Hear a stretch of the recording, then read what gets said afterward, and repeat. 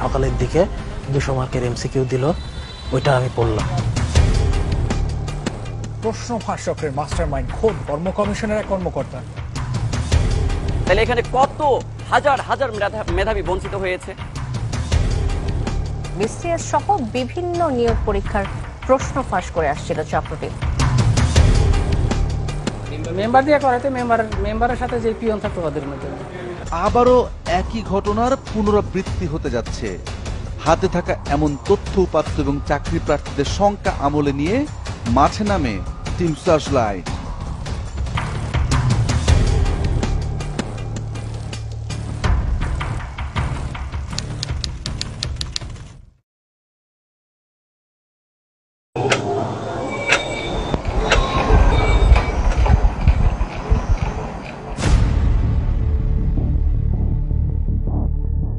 উদ্বেগ, উৎকণ্ঠা, চাকরির পরীক্ষার তীব্র প্রতিযোগিতায় নিজেকে প্রস্তুত করতে লাখো বেকারের শেষ ভরসা কঠোর পরিশ্রম আর অধ্যাবসায়।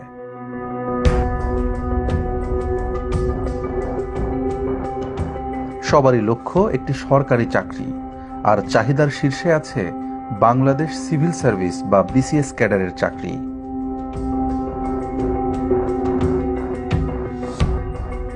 তবে স্বপ্নের এই চাকরি খুব সহজে ধরা দেয় না। যারা সেটি পায় তাদের অনেক পরিশ্রম আর সাধনার ভেতর দিয়ে যেতে হয়, কেননা একটি পদের জন্য লড়েন শতাধিক প্রার্থী। আমি বিসিএস ক্যাডার অবশ্যই হব, এই জন্য আমি সেই ফার্স্ট ইয়ার থেকে কিন্তু পড়াশোনা শুরু করলাম। মাশাআল্লাহ, আমি 33তম বিসিএসে ভাইবাও দিলাম। ভাইবা দেওয়ার পরে মানে আমি একটা প্রত্যাশাই করেছিলাম যে আমি পুলিশ ক্যাডার পাবো। আমার ফার্স্ট চান্স কিন্তু পুলিশ দেওয়া ছিল, কিন্তু আমার সেই ক্যাডার তো পেলামই না। এবার চিন্তা করলাম যে একটা নন ক্যাডার আসবে, সে নন ক্যাডার পেলাম না। এই নাসির উদ্দিনকে দেখুন, বিসিএস ক্যাডার হওয়ার স্বপ্ন পূরণে কি না করেছেন। রাতের পর রাত জেগে পড়েছেন, কোচিং সেন্টারে দৌড়েছেন, এমনকি বিশ্ববিদ্যালয়ের পড়াও ঠিক মতো করেননি। সব মিলিয়ে আমি শতাধিক কিন্তু চাকরি পরীক্ষা অ্যাপ্লাই করেছি, পরীক্ষা দিয়েছি। এর ভিতরে আমি কিন্তু 19টার মতো ভাইবাই দিয়েছি বিভিন্ন সরকারি মন্ত্রণালয় অধিদপ্তরে, কিন্তু আমি কি একটা চাকরি পাওয়ার মতো যোগ্য ছিলাম না? এমন হাজারো স্বপ্নভঙ্গের গল্প আছে, আছে হতাশার ডামাডোল, দুশ্চিন্তা। তবে চাকরি প্রার্থীদের কেউ কেউ এই পরিশ্রমের পথে হাঁটেন না। মেধার পরখে না গিয়ে তারা বেছে নেন সাফল্যের শর্টকাট, অনৈতিক পন্থা। বিসিএস পরীক্ষার সেই অনৈতিক পথের সন্ধানে টিম সার্চলাইট। এই যাত্রায় আমরা এমন এক ব্যক্তির খোঁজ পেয়েছি যিনি অন্ধকার ওই পথের অলিগলি যেমন চেনেন, তেমনি জানেন কারা তার নেপথ্য কুশীলব। এবং জনপ্রতি 8 থেকে 10 লক্ষ টাকা করে নেয়। এটা কি আপনার সাথে আপনার সামনেই হয়েছিল এটা? জি জি জি। এবং 4টা মেয়ে আমার দিকে আমাকে দিয়েছিলেন ওনার ভাইরা, ডাকনাম কামরুল সাকিব, ওনার ভাইরার বাসায় রেখে আসার জন্য। দেশের সর্বোচ্চ চাকরির পরীক্ষায় এমন জালিয়াতির খবর চমকে ওঠার মতোই। প্রশ্ন ফাঁসের অনেক ঘটনাই উদ্ঘাটন করেছি, তারপরও বিস্ময় কাটে না। পিএসসির এই নন ক্যাডার গুলোই করতো, আর আগে বলতো আগে 4-5টা বিসিএস ক্যাডার বানাইছি, তারপর থেকে নন ক্যাডারের দিকে ঝুঁকে পড়ে, রাজস্ব, এটিও এসব। তারপরে পিএসসির একটা কাজ করে সিনিয়র স্টাফ নার্স, এটার অনেকগুলো প্রায় 20-25টা চাকরি হয় ওনার মাধ্যমে। বিসিএস পরীক্ষায় প্রশ্ন ফাঁসের যে সূত্র পাওয়া গেল সেটি চমকপ্রদ হলেও একেবারেই অমূলক নয়। পূর্বের অনিয়মগুলোয় নজর দিলে এটি স্পষ্ট হয়। আলোচিত এই পরীক্ষা ঘিরে নানা সময় প্রশ্ন ফাঁস, ডিজিটাল ডিভাইস জালিয়াতি, এমনকি মৌখিক পরীক্ষায় অনিয়মের অভিযোগও উঠেছে। এ যেন সর্ষের ভেতরে ভূত। এবার ফাঁস হলো সরকারি কর্ম কমিশন পিএসসির নিয়োগ পরীক্ষার প্রশ্ন, আর প্রশ্ন ফাঁস চক্রের মাস্টারমাইন্ড খোদ কর্ম কমিশনের এক কর্মকর্তা। গেল শুক্রবার অনুষ্ঠিত রেলওয়ের নিয়োগ পরীক্ষায় প্রশ্নপত্র ফাঁসের ঘটনা আমাদের সংশয়কে ঘনীভূত করেছে। কিন্তু তাই বলে বিসিএস পরীক্ষাতে সত্যিই কি প্রশ্ন ফাঁস সম্ভব? বিসিএস সহ সরকারি কর্ম কমিশন পিএসসির নিয়োগ পরীক্ষায় আদৌ প্রশ্ন ফাঁস হয় কিনা, হলে কারা সেই প্রশ্ন ফাঁস করে, এসব প্রশ্নের উত্তর খুঁজতে চাই আমরা। তবে তার আগে ফিরতে হবে রেলওয়ের নিয়োগ পরীক্ষার প্রশ্ন ফাঁসের ঘটনায়, কেননা ওখানেই লুকিয়ে আছে অনেক সূত্র। চ্যানেল 24-এ প্রশ্ন ফাঁসের খবর প্রচারের পর চক্রের 17 সদস্য গ্রেপ্তার হয়েছেন সিআইডির হাতে। পিএসসির গাড়ি চালক আবেদ আলী তাদের একজন। বিভিন্ন সময় বিভিন্ন বিসিএস এর ভাইভাতে তদবির করতাম সার্ভে দিয়ে। 33 আছে 3টা, আর 27 ছিল 2টা। মেম্বার দিয়ে করাতে মেম্বারের সাথে যে পিয়ন থাকতো ওদের মাধ্যমে। অকপট নিজের অপরাধের কথা স্বীকার করেছেন তিনি, জানালেন এই গুরুত্বপূর্ণ তথ্য। বিজেপির সবচেয়ে অসাধু প্রশ্ন ফাঁসকারী আছে, সবসময় প্রশ্ন ফাঁস করে আসছে। একসময় আবেদ আলীর শিষ্য ছিলেন, কিন্তু কালের পরিক্রমায় এখন নিজেই প্রশ্ন ফাঁস করতে পারেন সাজেদুল। 46টা আমি পুরোপুরি জানি মানে যে করছে, আর 45টা হয়েছে এটা শুনছি। 46টা কিভাবে জানেন? কি কতজন লোক দিলেন আপনি? 46টা জানি হলো যে আবু সালমান সোহেল ও আমাকে মানে নক করছিল, নক করার পর আমি তাকে 17 জন লোক দিচ্ছিলাম। আমাদের সূত্রের সাথে সাজেদুলের বক্তব্য মিলে যাচ্ছে। তবে কি সত্যি ফাঁস হয়েছে সর্বশেষ 2টি বিসিএস এর প্রশ্নপত্র? আমরা এর হিসাব মিলাবো বিরতির পর।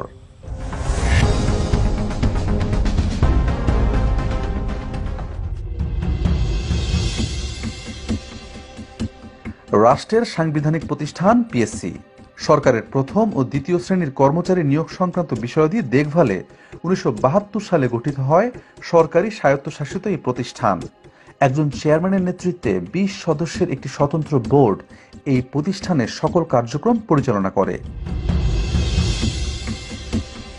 সংবিধানে পিএসসি গঠনের উদ্দেশ্য সম্পর্কে বলা হয়েছে, এই প্রতিষ্ঠান প্রজাতন্ত্রের কাজে দক্ষ ও উপযুক্ত কর্মচারী নিয়োগের উদ্দেশ্যে যাচাই ও পরীক্ষা পরিচালনা করবে। তবে প্রতিষ্ঠার 52 বছর পর সাংবিধানিক এই দায়িত্ব পালনে পিএসসি কতটুকু সফল? রেলওয়ের কোশ্চেন যেহেতু ফাঁস হয়েছে এবং যার প্রমাণও আছে আমাদের কাছে। 5 জুলাই রেলের উপসহকারী প্রকৌশলীর নিয়োগ পরীক্ষায় প্রশ্নপত্র ফাঁসের খবরে এই সংশয় আরো জোরালো হয়েছে। বিশেষ করে পিএসসির নিয়োগ পরীক্ষার নিচ্ছিদ্র নিরাপত্তা এখন প্রশ্নের মুখে।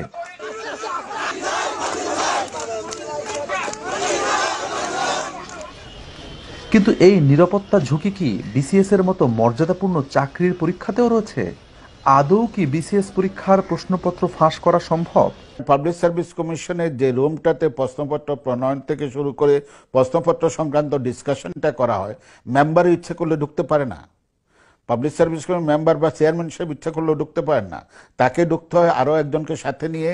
এবং সেখানে যে ইয়েটা আছে, এখন সর্বোচ্চ যে আধুনিক যে পদ্ধতি আছে, যে ফান্স মেশিন মাধ্যমে এটা করে, এবং সেটা 24 ঘন্টায় সিসি ক্যামেরার আওতাধীন আছে। কে ঢুকতেছে কে বাইরে হচ্ছে এটা ইচ্ছা করলে তখন সাথে সাথে জানা যায়। পিএসসির সাবেক সদস্য, তার কথায় এটি স্পষ্ট, কঠোর নিরাপত্তা এবং নিচ্ছিদ্র প্রক্রিয়ার মধ্য দিয়ে প্রশ্ন তৈরি ও প্রণয়নের কাজটি করে থাকে পিএসসি। যারা সাধারণত এক্সপার্ট, তাদের কাছ থেকে প্রশ্নটা আসার পরে সংশ্লিষ্ট পরীক্ষা কমিটির চেয়ারম্যান তার কমিটির মাধ্যমে এখানে প্রশ্নটাকে মডারেশন করে। মডারেশন হওয়ার পরে প্রশ্নপত্র তৈরি হয়ে ফাইনাল হয়ে ওই যে পাণ্ডুলিপির কথা বললাম, পাণ্ডুলিপি আকারে থাকে। পরবর্তীতে যখন পরীক্ষার ডেট নির্ধারিত হয় তার কিছুদিন আগে প্রশ্নপত্র পাবলিক সার্ভিস কমিশনের মাধ্যমে বিজেপি এসে পাঠানো হয়। পিএসসি থেকে প্রশ্নের চূড়ান্ত পাণ্ডুলিপি প্রেসে পাঠানোর পরে শুরু হয় ছাপার প্রক্রিয়া। আর এই কাজে পিএসসি ভরসা করে বাংলাদেশ গভর্নমেন্ট প্রেসের উপর, যেটি বিজি প্রেস নামে পরিচিত। তবে এই বিজি প্রেসের রয়েছে প্রশ্ন ফাঁসের ইতিহাস। পূর্বের ঘটনা প্রবাহে নজর দিলে এটি স্পষ্ট হয়। আলোচিত এই প্রেস ঘিরে নানা সময় প্রশ্ন ফাঁস ও অনিয়মের খবর গণমাধ্যমের শিরোনাম হয়েছে। বিসিএস এর প্রশ্ন এটা বিজি প্রেসের মাধ্যমে হয়। এরা বিজি প্রেসের একটা যে কাজ করে ওরা করে, যেমন বিজি প্রেসের ওরা ওদের সাথে বাইরের লিঙ্ক আছে, ওই লিঙ্কে ওরা করে। পিএসসির কর্মচারী সাজেদুল ইসলামের কথায়ও একই ইঙ্গিত রয়েছে। দীর্ঘদিন ধরে বিসিএস এর প্রশ্ন ফাঁসকারী বাইরের এই চক্রটির খোঁজ পেয়েছে টিম সার্চলাইট। বিসিএস সহ সরকারি নিয়োগ পরীক্ষায় প্রশ্ন ফাঁসের ঘটনায় বারবার এই চক্রটির নামই উঠে এসেছে, যাদের মাধ্যমে প্রশ্ন পেত আবেদ আলীরা। আর এই চক্রে বিজি প্রেসের সাবেক কর্মচারী এটিএম গোলাম মোস্তফার যোগসাজশ রয়েছে। প্রশ্ন ফাঁসের ঘটনায় 1 যুগ আগে চাকরিচ্যুত হলেও তার চক্রটি যে এখনো সক্রিয়, 46তম বিসিএসে তার আলামত পেয়েছে টিম সার্চলাইট।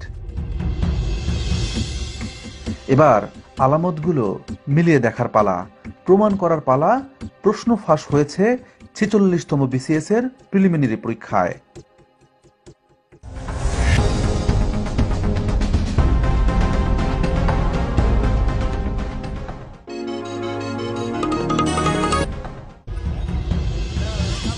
ছেচল্লিশতম বিসিএস এর 3140টি পদের জন্য গত বছর বিজ্ঞপ্তি প্রকাশ করে পিএসসি। এবছরের 26 এপ্রিল নেওয়া হয় প্রাথমিক বাছাই বা প্রিলিমিনারি পরীক্ষা। 200 নম্বরের ওই পরীক্ষায় প্রার্থী ছিলেন প্রায় 3.5 লাখ। 9 মে প্রকাশিত ফলাফলে দেখা যায় তীব্র প্রতিযোগিতাপূর্ণ এই প্রাথমিক বাছাইয়ে পাশ করেছেন 10,638 জন, যা মোট প্রার্থীর মাত্র 3%। তবে অনুসন্ধান বলছে এই 3%-এর সকলেই মেধার পরিচয় দিয়ে নয়, কেউ কেউ অনৈতিক পন্থাও বেছে নিয়েছিলেন। এমনই কিছু প্রার্থীর প্রবেশপত্র এসে পৌঁছেছে আমাদের হাতে। কিভাবে তারা এই জালিয়াতি করেছেন তা খতিয়ে দেখার আগে নজর দিতে হবে 46তম বিসিএস প্রিলিমিনারি পরীক্ষার ফলাফলের প্রজ্ঞাপনে। মেলাতে হবে রেজিস্ট্রেশন নাম্বার। আমাদের হাতে থাকা 8টি প্রবেশপত্রের সবাই চান্স পেয়েছেন। এই শিক্ষার্থীরা কিভাবে প্রশ্নপত্র পেলেন, কারা তাদের এই প্রশ্নপত্র দিল তা জানতে অন্তত একজন শিক্ষার্থীকে খুঁজে বের করতে হবে। মাহমুদুলের ফোন নাম্বার লেখা ছিল প্রবেশপত্রের উপরে। সেই সূত্রে খোঁজ পাওয়া গেল সে ঢাকা বিশ্ববিদ্যালয়ের প্রাক্তন শিক্ষার্থী। মাহমুদুলের ঠিকানা সহ আরো বিস্তারিত তথ্য পেতে যেতে হবে ঢাকা বিশ্ববিদ্যালয়ের ভর্তি অফিসে। অনেক খোঁজাখুঁজির পর পাওয়া গেল মাহমুদুলকে। মিলিয়ে দেখা হলো প্রবেশপত্রের সঙ্গে।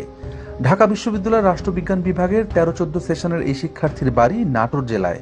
তবে বাংলাদেশ টেলিভিশনে ক্যামেরা পার্সন হিসেবে সম্প্রতি যোগ দিয়েছেন তিনি।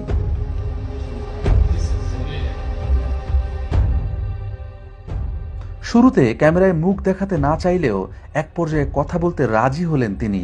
জানালেন 46তম বিসিএস প্রিলি পরীক্ষার আগের রাতের বিস্তারিত। 46 বিসিএস এর প্রশ্ন সাজুদুল ইসলাম সাজু আমাকে মোহাম্মদপুরে পাঠালো। মোহাম্মদপুর থেকে আমাকে একটা বাসায় নিয়ে গেল। বাসায় নিয়ে যাওয়ার পরে ওখানে আমাকে সকালের দিকে 200 মার্কের এমসিকিউ দিল। ওইটা আমি পড়লাম। পড়ার পরে হলে গিয়ে দেখি কমন পড়ছে। আচ্ছা, কত টাকা পিলিতে কত টাকা কন্ট্যাক্ট হলো? 1 লাখ টাকা নিয়েছে। এই সাজুই হলেন পিএসসির কর্মচারী সাজেদুল ইসলাম, যার মাধ্যমে মাহমুদুলের মতো অনেকেই পরীক্ষার আগের রাতে প্রশ্ন পেয়েছেন। মাহমুদুলের বক্তব্যের সূত্র ধরে খুঁজে বের করি আরেক শিক্ষার্থী রুবেলকে।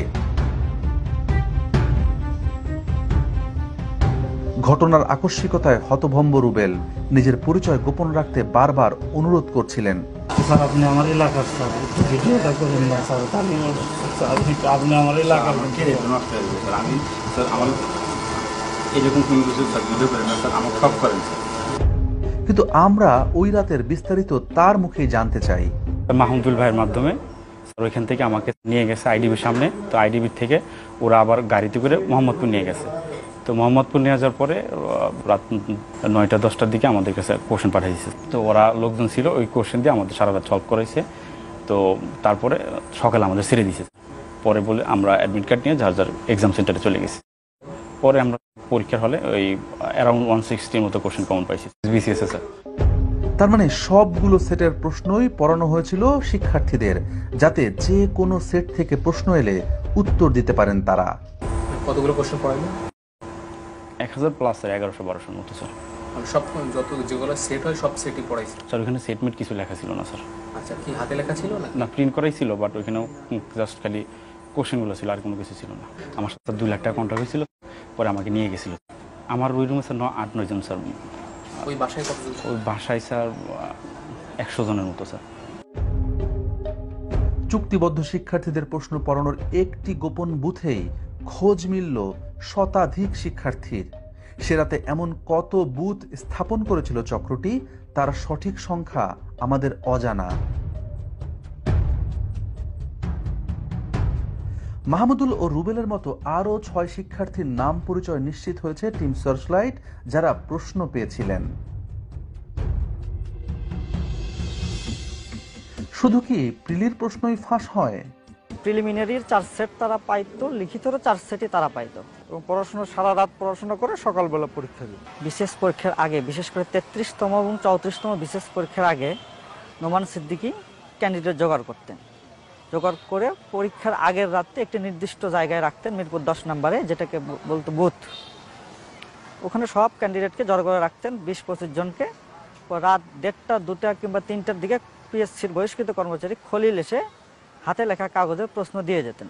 আর সেই প্রশ্নগুলোই এই ক্যান্ডিডেটগুলো সারা রাত ধরে পড়াশোনা করে সকালবেলা পরীক্ষা দিত। মাহমুদুল ও রুবেলকেও আগামী অগাস্টে অনুষ্ঠিতব্য লিখিত পরীক্ষার প্রশ্ন সরবরাহের আশ্বাস দিয়েছিল চক্রটি। নজর দিতে হবে আসামিদের আদালতে দেওয়া জবানবন্দিতে। সেখানে 33তম বিসিএস এর প্রিলি এবং রিটেন পরীক্ষায় প্রশ্ন ফাঁসের মাধ্যমে বেশ কয়েকজনকে ক্যাডার বানানোর কথা স্বীকার করেছে চক্রটি।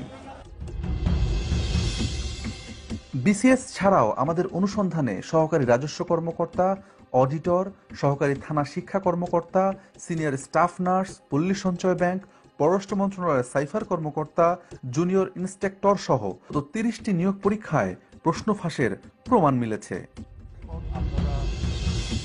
বিসিএস সহ বিভিন্ন পরীক্ষার প্রশ্নপত্র ফাঁস নিয়ে পিএসসির চেয়ারম্যানের মুখোমুখি আমরা। এবং প্রশ্ন পরীক্ষার পর আমরা মিলিয়ে দেখেছি, এটা হুবহু মিলে যায় আপনার প্রশ্নের সাথে। এই বিষয়ে এখনো মন্তব্য করার সময় আসেনি। আমার যদি আগে পেতাম আমরা, তাহলে আমরা পরীক্ষাটা সত্য বা মিথ্যা সেটা পরে পরীক্ষাটা বন্ধ করতে পারতাম। আমরা পরীক্ষাটা আমরা বন্ধ করতে পারতাম, তাহলে এই বদনামটা আমাদের ঘাড়ে আসতো না। পিএসসির যে কয়জন কর্মকর্তা কর্মচারী সিআইডির হাতে গ্রেপ্তার হয়েছেন, এদের সবার বিরুদ্ধে বিভিন্ন সময়ে প্রশ্নপত্র ফাঁসের অভিযোগ ছিল। সেই সব অভিযোগের কয়েকটি সত্যতাও খুঁজে পেয়েছিল পিএসসি। হাতে গোনা কয়েকজনের জন্য গোটা পরীক্ষা ব্যবস্থাটি প্রশ্নের মুখে পড়তে পারে না। আমাদের অনুসন্ধানের লক্ষ্য সেটি নয়। আমরা দেখিয়েছি একটি চক্র কিভাবে টাকার লোভে পরীক্ষা পদ্ধতিকে কলুষিত করছে। এদের খুঁজে বের করে থামানো জরুরি, তা না হলে সরকারি কর্ম কমিশনের ওপর মানুষ আস্থা হারাবে।